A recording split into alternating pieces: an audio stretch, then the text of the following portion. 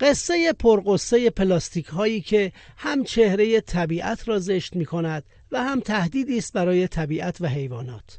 معضلی که بحران جهانی شده است و حالا شرکتی دانش بنیان با تبدیل این پسماندهای پلاستیکی غیرقابل بازیافت به سوخت جامد به کمک رفع این معضل آمده است. این تکنولوژی به این صورت است که ضایعات پلاستیکی بدون نیاز به تفکیک و سورت شدن به صورت یکجا و همزمان به غیر از پلاستیک هایی که بازیافت میشن رو ما وارد این سیستم میکنیم و یک فرآیند شیمیایی و دستگاهی که 0 تا 100 این فرآیند توسط خودم طراحی شده و آنتی پلیمر این فرآیند توسط خودم سنتز شده.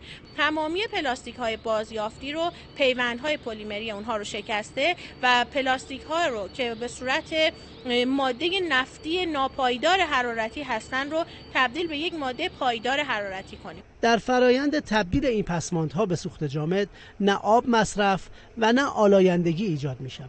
در این سیستم مصرف آب بسیار پایینی داریم و آبی که مصرف می‌کنیم مجدد برمیگرده به سیستم و فقط جهت خنکسازی فرآیند شیمیاییمون هست. لذا ما در این سیستم هیچ گونه آلایندگی زیست محیطی نداریم. پلاستیک‌ها مستقیما تبدیل به سوخت میشن. این سوخت جامد مصارف متنوعی هم دارد. از مصارف خانگی برای کشورهای فاقد نفت و گاز، در کوره‌های حرارتی، در نیروگاه‌ها.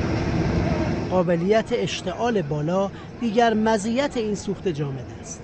ارزش حرارتیش میتونم بگم که 2 تا 3 برابر زغال سنگ و مازوت هست. ایده اولیه این فناوری 17 سال پیش کلید خورد و محصول نهایی آن تاییدیه جهانی را هم به همراه داشته است. در سال 2019 بنده موفق شدم در کشور آمریکا این تکنولوژی رو به ثبت جهانی برسونم و بالاترین امتیاز علمی رو از دولت آمریکا دریافت کنم و افتخار این تکنولوژی به نام کشور عزیزم ایران باشه. این فناوری تحسین رئیس سازمان حفاظت محیط زیست را هم در پی داشته است. ما از جنبه محیط زیستی به این بحث نگاه میکنیم، از جنبه اقتصادی نگاه میکنیم، هر چی نگاه میکنیم میبینیم دستاورده. به گفته مسئولان این شرکت دانش بنیان، سوخت‌های جامدی که از این دستگاه خارج میشه قابلیت اشتعال چندین برابری سوخت‌های سنگین رو داره.